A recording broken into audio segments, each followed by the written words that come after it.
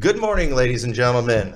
Thank you for joining us this morning, where we are having another and kind of our final call-in episode. So just another reminder, in case you have not heard, we are going to be stopping the Sunday morning program very soon. Next week, we're going to be off. We're taking Easter off, but then the following 3 weeks, we've got guest speakers in, and so we want to have some in-studio guests.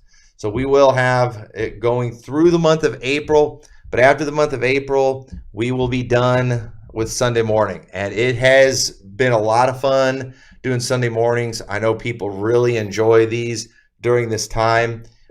It did what we wanted it to do. We wanted to give somebody something uplifting and fun to listen to on their way to church. And it's been great. The problem is it's just really difficult. You know, we got to get here an hour earlier every day, and it's easy to get sidetracked, and just too much is happening on Sunday. Mm-hmm. And we need to remove the distraction. And then also we just don't have the time to put in to the show that or the time we need for certain subjects.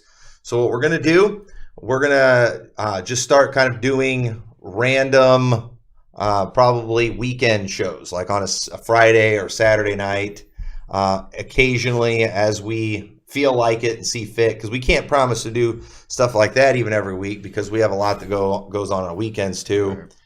So we apologize for that. We did our best to keep it going like this, but this is just going to work out the best, and we will be able to do better shows by doing it that way. It's just not going to be a real regular schedule, but we also were wanting to have more virtual guests, and that's a lot of fun, but it's a little bit of a pain to set up, and it's almost impossible to get virtual guests, especially if they're pastors, right, on Sunday morning, because Sunday mornings are pretty busy. So just want to put a reminder out, so don't be watching for us next week. We will not be there, but we will be there the following week, 3 weeks, and we're going to have our family month coming up. We're going to talk a little bit about that today, but this is a live call-in show. You can call in at any time.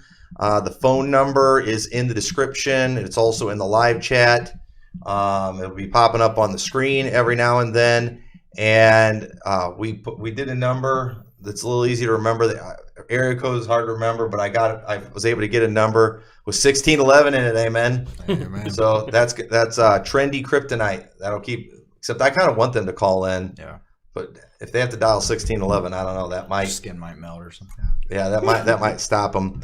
But anyway, so call in at any time, and it's just kind of open discussion for all of you. But what we're wanting to talk about today, while we're having dead time or waiting for phone calls, we do want to talk about our family month coming up in the month of April, and hopefully this new app works. If you are trying to call and you're not getting through, message me on Facebook or however else you've been able, if you can, and then hopefully this new app works better than the last ones, because the last ones have failed us greatly. So anyway, during the month of April, we are going to be having guest speakers in every week, and we're kind of focusing that month on the family, with the exception of next Sunday morning, because it's Easter. Obviously, we're going to focus on the resurrection next Sunday morning, but in the evening, my dad's going to be preaching that week. I'm going to be doing the Sunday school hour every week during the month of April. So that's another hour of live streaming you can get from our church. We normally don't live stream that. We are going to live stream those, and hopefully put some good help out there for families. And then so the second week, Pastor Travis Bradley is going to be preaching for us the Sunday morning and Sunday night. And I believe on the Sunday morning, he's going to be kind of sharing some of the testimony of their son Luke that they lost last year. When he was born, he had a lot of physical problems and things, and he ended up going to heaven last year. And that's something I think most families can't imagine, dealing with that type of tragedy. But God seems to give grace to people in those situations, and I think he has there. And I'm interested in hearing the testimony there. I know it'll be a blessing to a lot of folks. And then of course they have a big family. I'd kind of like to talk about when he's here, if I can get when we have him on the show, talk about life with a big family, and kind of maybe he can give us some life hacks or something like that. But and then the third week, Pastor Rocky Randall will be preaching, and then the final week, Pastor Patrick Boyle will be here. So it's going to be a lot of good preaching that week. So make sure you do not miss those. And if you live anywhere near the area and want to come out and visit, we're going to have things going on pretty much every weekend too, on the Saturdays while they're here. So it's going to be a lot of fun. So make sure you come out and visit. So call or text at any time and we will get you on the show. We're also inviting our foes to come on the show too. We are always nice to our opponents when they can muster up the courage to call in and tell us off. I was going to give an insult right there. What's that? I was going to give an insult about how we have to be nice, but because they wouldn't be able to handle it. But right. I'm not going to. And the thing is, too, we really do. This is what you need to understand. We do enjoy hearing from our haters. I think it makes the show entertaining. Yeah. I think our friends and our haters enjoy hearing it. Mm-hmm. And that's why we have to be nice. Because if we're not, then people who disagree with us will never talk to us. Right. And we don't want to put ourselves in that situation. Some of us, we live by truth never fears a challenge. Some people say it, some people live it and practice it. They say truth never fears a challenge, but then as soon as they get challenged, they run and hide. Getting a little mean there. Yeah. I'm not trying to be mean. Scare them. Just spitting up straight facts here. And I know this is 2021 and everybody's sensitive, but so don't be afraid. Okay? Don't be afraid. We're very nice. We did. I was even nice to J.C. Groves last week. We gave him the last word. He's probably your biggest foe. He's probably my biggest foe in trendy land. Oh yeah, in trendy land. Yeah. Obviously. As far as when I even say that, he's probably the most hostile towards me. Mm-hmm. Because honestly, I think that's a high honor to be named somebody's greatest foe. And the problem is he's not a contest. There's no contest there. I mean, would it really be a rival between Batman and Joker if in every interaction they have with each other, Joker's just running away from Batman? That would be boring. And so we wouldn't even call them a rival if it's just him running from him. So who's your biggest foe then in the trendy world? My biggest foe? That's the problem. They don't engage. They don't engage. Who I think I would have to give it to is the church split guys, because they're the only ones that have allowed a challenge. I don't even consider them that big of foes, though. Well, I think we're foes when it comes to positions. We're foes when it comes to King James only, but we don't hate each other. But man, I heard Will preaching the other day against these liberal feminists and everything like that. Good for him. Yeah, I said I don't hate those guys. We almost found the trendy preacher clip of the week, but the problem was he wasn't using the King James Bible, so he had a chance. So if you use the King James Bible and preach against the liberal feminists, that is an automatic preacher clip of the week. Yeah, I'd have given it to him. But so I wouldn't count them. Or I think I have to count them foes because they're the only ones that have dared, challenge me. And so outside of Twitter, because again, if just throwing insults out makes you a foe, then I guess you'd probably give it to. I don't even know if it'd be JC. Probably that Chris Willie guy. But he's been leaving me alone lately too. Yeah. But I've tried to get him to call on the show. He doesn't want to do it. No. But anyway, why don't we kick it off with our preaching clip of the week?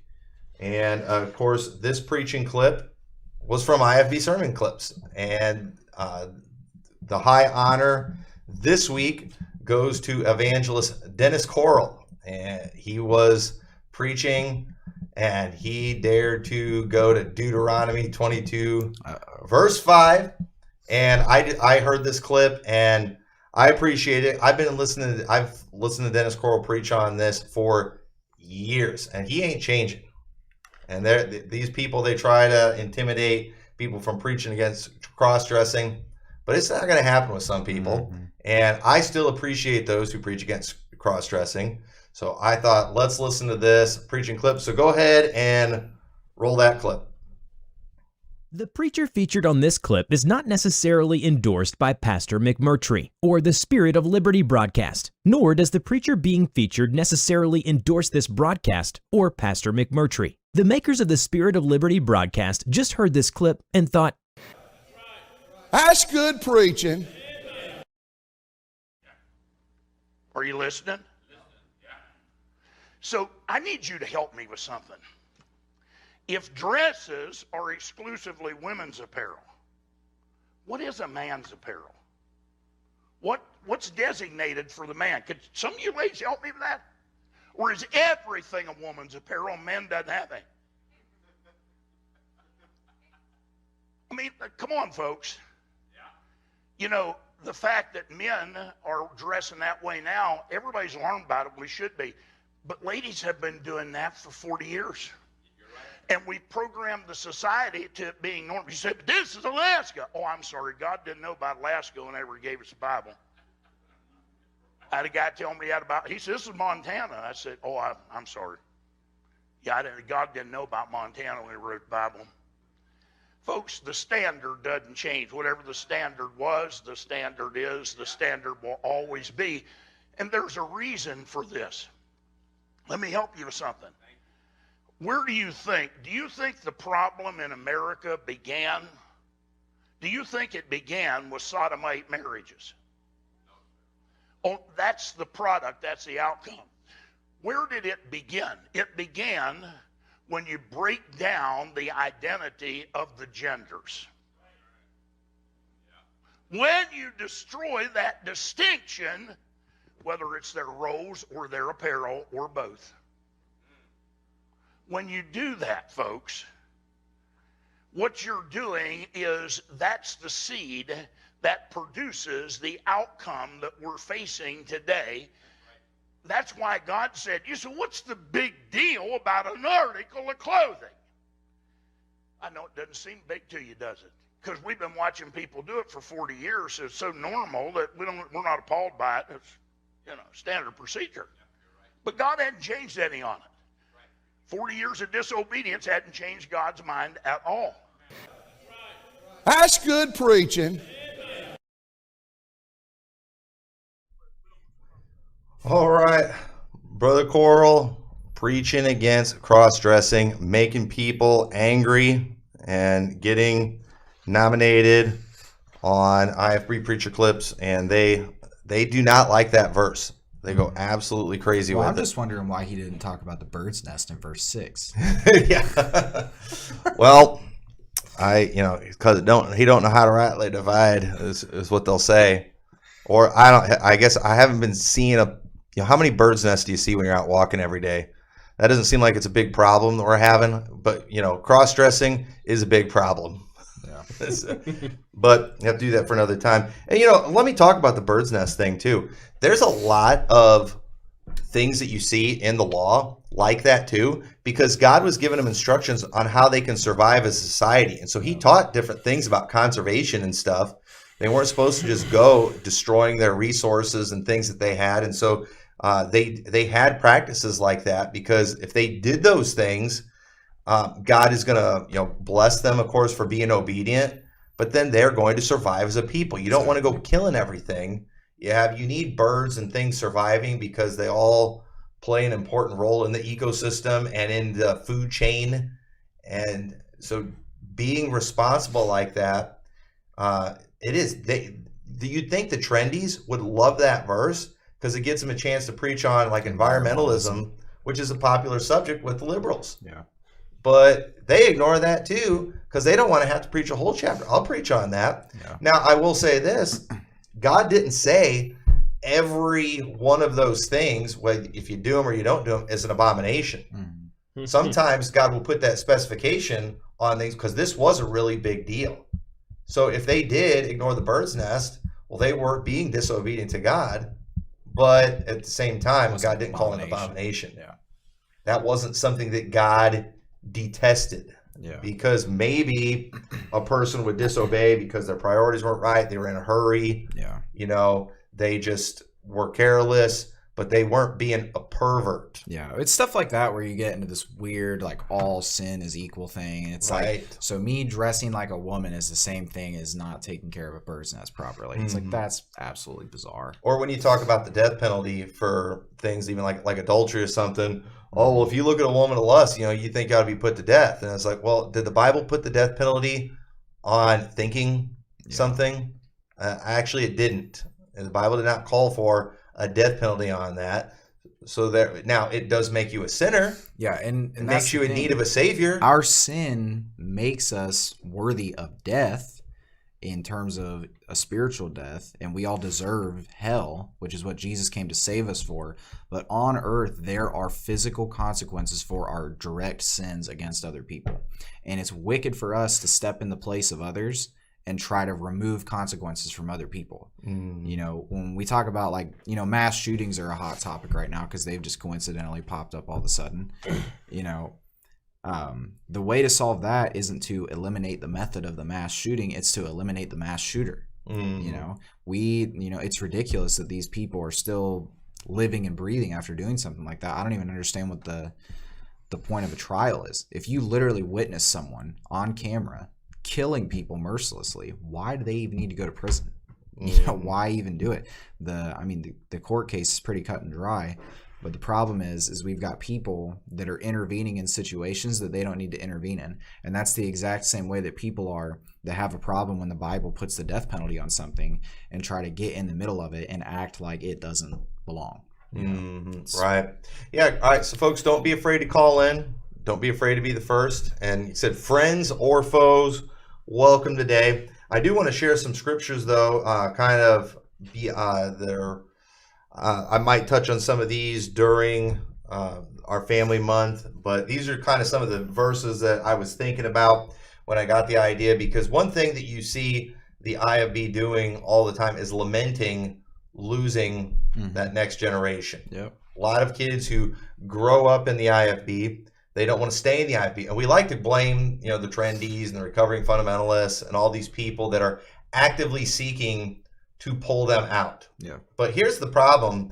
I think we're failing to show them truth. Once you show somebody truth, you can't unsee it. It doesn't matter what everybody else Exactly. thinks. So I do think that when it comes to many things IFB that are good, they've done a horrible job showing the why of those things. Yep. And they've just had this attitude, just do as I say and you'll be fine. But people want to know why. And we live in a world today where people are going to be challenged. And we can't do anything about it. So we've got to get truth out there. And we can't stop blaming other people. And I do think a lot of the blame for losing the next generation, everything rises and falls on leadership. And I think it goes to the IFB. But I want to read this passage to you. I'm planning on preaching on this pretty soon, but in 2 Samuel 12:10, this is after David commits the sin with Bathsheba, and then he tries to cover it up. Yeah. Okay, we've got adultery, murder, and we have a cover-up. Anybody ever heard the IFB get accused of cover-ups before? I've heard some stuff about that. Every once in a while. But listen to what it says. Okay, this was the judgment for these terrible sins and the cover-up. It says, now therefore, 12:10, the sword shall never depart from thine house, because thou hast despised me and taken the wife of Uriah the Hittite to be thy wife. Thus saith the Lord, behold, I will raise up evil against thee out of thine own house, and I will take thy wives before thine eyes, and give them unto thy neighbor, and he shall lie with thy wives in the sight of this sun. For thou didst it secretly, but I will do this thing before all Israel and before the sun. And David said unto Nathan, I have sinned against the Lord. And Nathan said unto David, the Lord also hath put away thy sin, thou shalt not die. Howbeit, because by this deed thou hast given great occasion to the enemies of God to blaspheme, and the child also that is born unto thee shall surely die. So think about this. David, God's not going to kill him. And just like God's not going to take away the salvation of these preachers participating in cover-ups and bad sins, because you don't lose your salvation. But you know what you do lose when you do this kind of thing? You lose the next generation. Yeah. And not only do you lose the next generation, but you are going to have trouble from within your own house. Yep. And when you go to your average IFB meeting today, and they're ranting about the recovering fundamentalists and all these other groups, what are they talking about? They are talking about enemies from their own house. Exactly. People who were in the IFB and have rebelled against it and are now attacking it. Wicked people. You know, Absalom was a wicked guy. Yeah. You know, Absalom, you know, he was a long-haired, trendy, you know, good, beautiful guy, you know, good looking, all that kind of stuff. He had all the outward things going for him, but he was a wicked guy. And what did he do? He tried to split the kingdom. He turned people away from the king and ended up causing a whole bunch of trouble. And you know what? God took care of him. And God's going to take care of all these guys. Okay? Don't get me wrong. These people that are trying to cause division in the IFB and are attacking, they're going to get theirs. Right. But at the same time, the IFB needs to stop acting like victims and they need to start confessing the sin. Brother Matt, what's going on? Not much. How are you guys doing? Doing very good. I just wanted to call and number one, make sure the phone line is working, but I'll also just say how much I enjoyed last week with the voice and trying to figure out who IFB feature clip is and trigger them a little bit, which was a lot of fun. Yeah, well, it definitely triggered him. It triggered IFB preacher clip so bad that he's said nothing about it, which tells me that was his voice. If it wasn't his voice, then he would be putting it out there to send everybody on a wild goose chase. Yeah. But he has given no attention to that program. And Ivy Preacher Clip loves attention. They love getting mentioned. Yeah. Well, what they did is they just retweeted all of our videos of calling Josh Tice, you know, an effeminate guy or whatever, and to draw attention away from us. Like, don't look at these guys. Everything they have to say is crazy. Don't look at them. So thank you for the confirmation, IFB sermon clips. Yeah. We were watching very closely to how he would react. Yeah. And he reacted exactly like we thought he would by completely ignoring it. And which told us we were on the right track. So I don't think he likes his voice being out there where you can understand a little bit. Yeah, I might just have to do a couple more clips of that. Just to help him out. And I do like that you're hopefully getting some people that are sending you private messages with little tips on who it might be. And I know that I've seen a couple of text chains of suggestions on watch this video, listen to this guy, which is always fun to be chasing him down. Right. Well, I have been having people send me tips. I've got one that I think is a pretty good one that I've been looking into, but yeah, what the goal is. I'm just going to put my master plan out there. You know, the plan is to just get people talking about it and looking into it, because if anybody knows who IFB Preacher Clips is, it is going to leak out eventually. And, you know, there's so many people out there that want him exposed. You know, I'm putting myself out there as somebody that will do it, that can do it, that's not afraid to do it.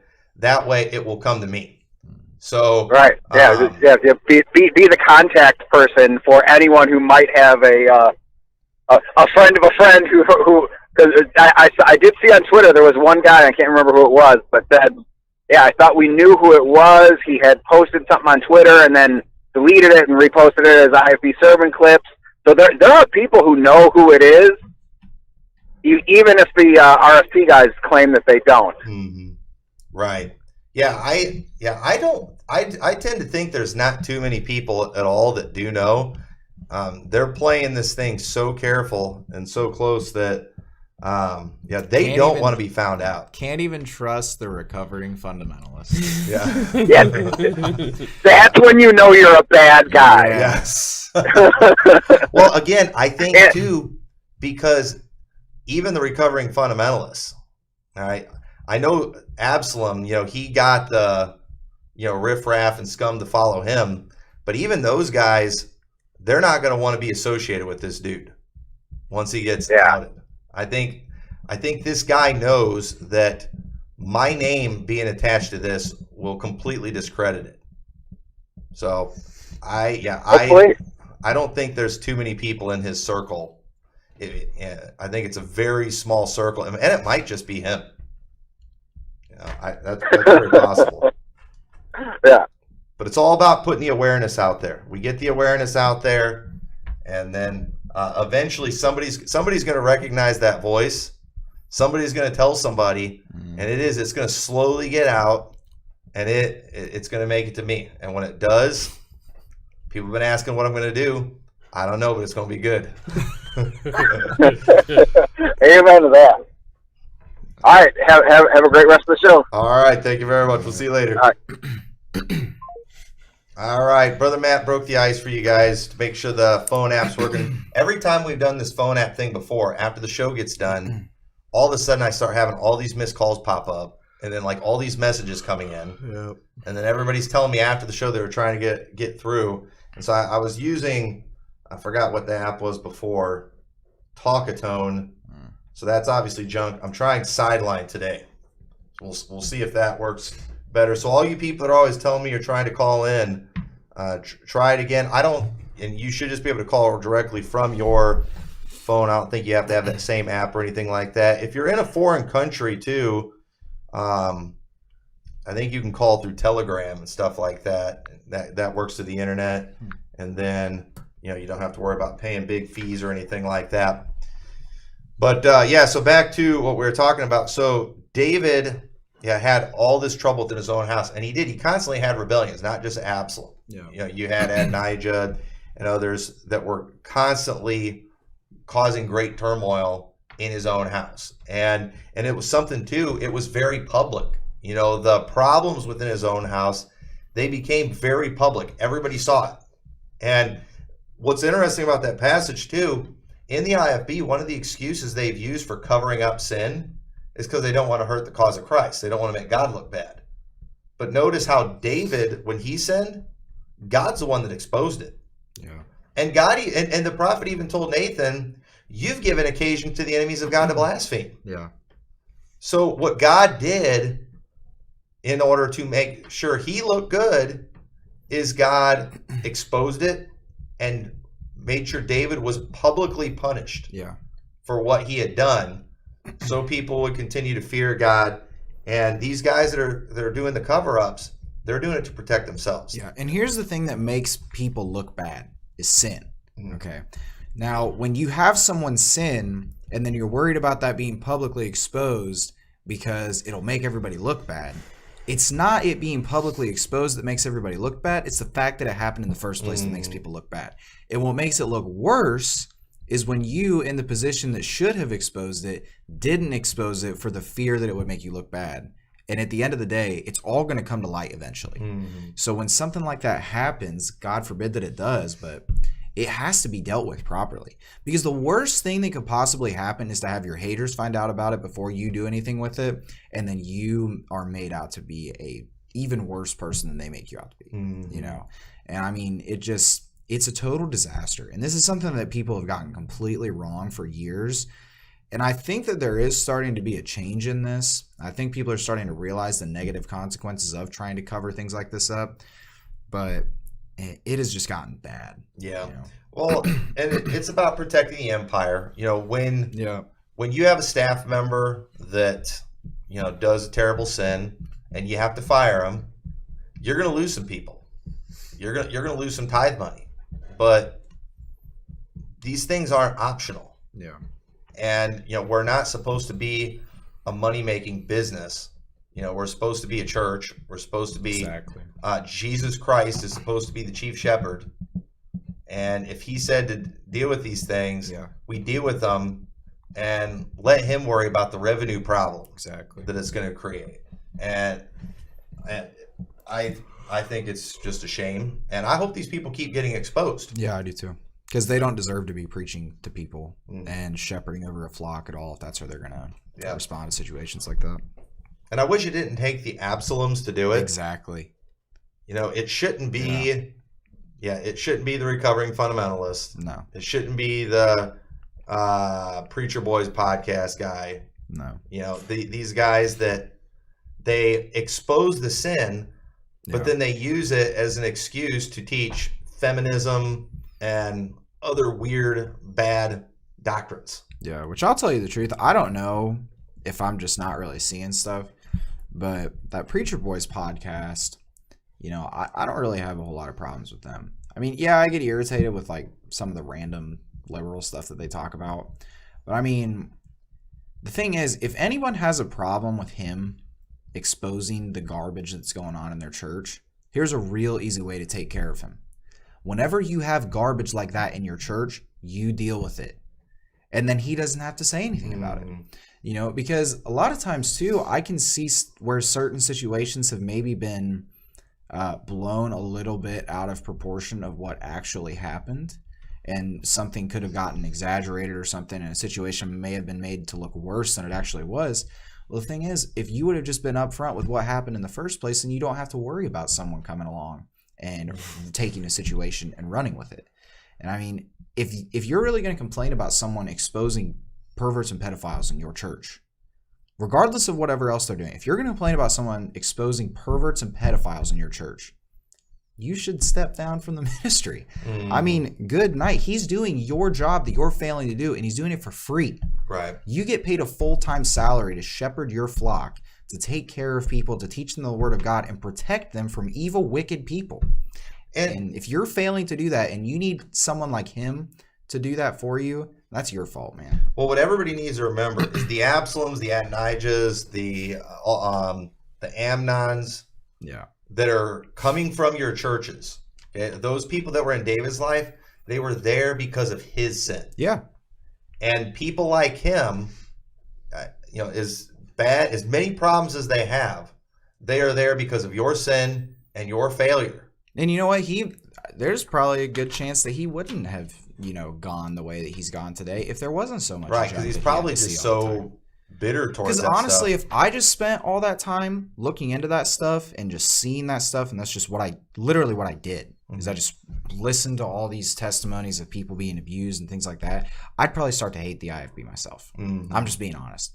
You can't just sit and listen to that stuff all day and hear about all these stories while not focusing on the good things that the IFB has to offer and the good churches that don't cover up that garbage, that don't play into that. I can see how you might turn out to be, you know, the way that he is today. And he is exposing this stuff. Now, at the same time, too, he does put out videos. I just watched one yesterday where he talked about that shooter that was shooting all the Asian women and was blaming it on the purity culture because apparently he was killing them to eliminate temptation. Okay. Now, obviously, when you are going, and this guy was a Southern Baptist guy, but when you're going to go and use the actions of an absolute evil nut job like that and blame that on teaching purity and things like that, I'm sorry, you're out of your mind. Okay, you're not an objective person. You know, you're not being honest. You're just out to, and you're not just about exposing perverts.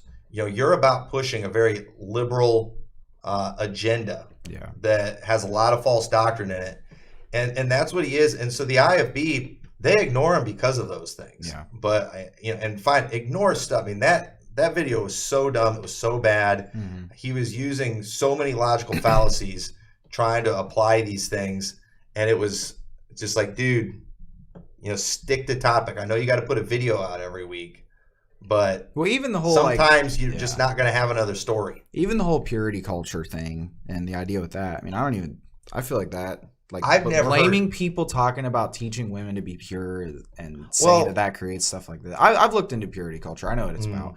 But man, you know, that's just so bizarre. But the thing is, you can't if that's a valid argument, point me to the sermon where we're instructed to go kill women that we might be tempted by.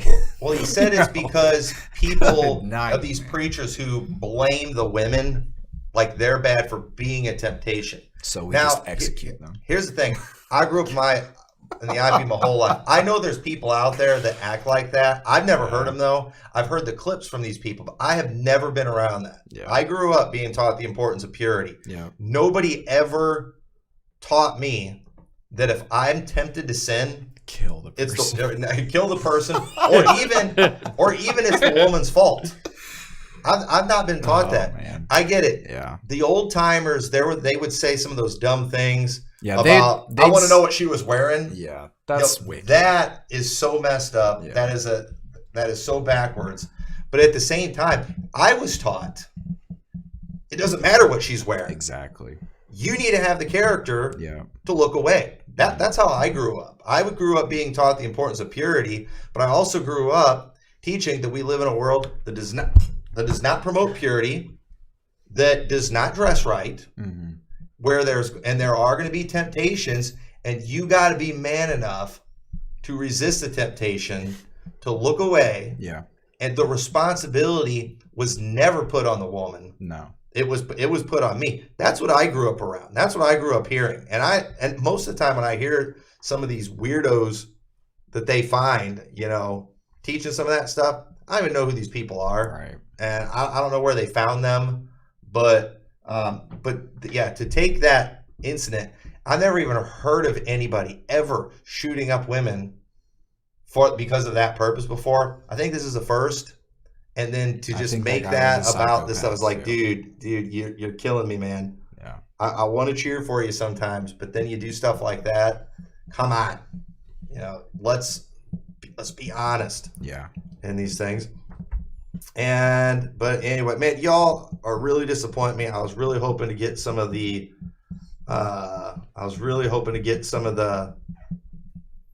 our enemies to call in today. I can't get them to do it though. I'm so nice to them. I thought after they saw me being nice to JC, it would embolden them. But Bunch of limp-wristed, skinny jean war preachers. it's a shame.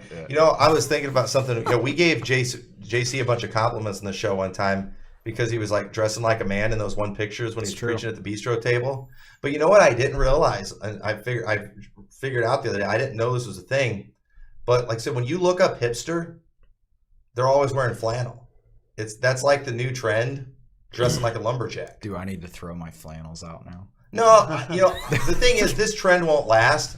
But I'm glad the hipsters are doing something that looks manly temporarily. It won't last long.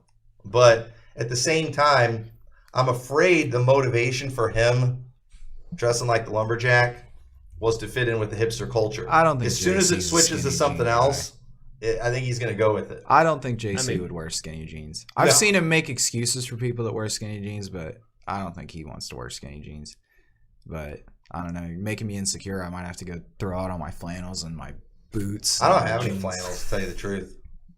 But I don't. I've never been I just never felt the need to buy it. I guess I'm not against it, but if it's trendy, maybe I should be. I've never been a fan of flannel. I mean, anything flannel, You it's guys are exposing me. like I'm just nearly sweating to sit in here. Like temperature's got to be perfect, like Right. below 65, and Yeah, I'm not a warm dresser. I don't dress very warm, so I think that's probably why I don't wear flannel. I hear people talk about flannel bed sheets, and it's just a nightmare. Yeah. I couldn't imagine it. Yeah, that's bad.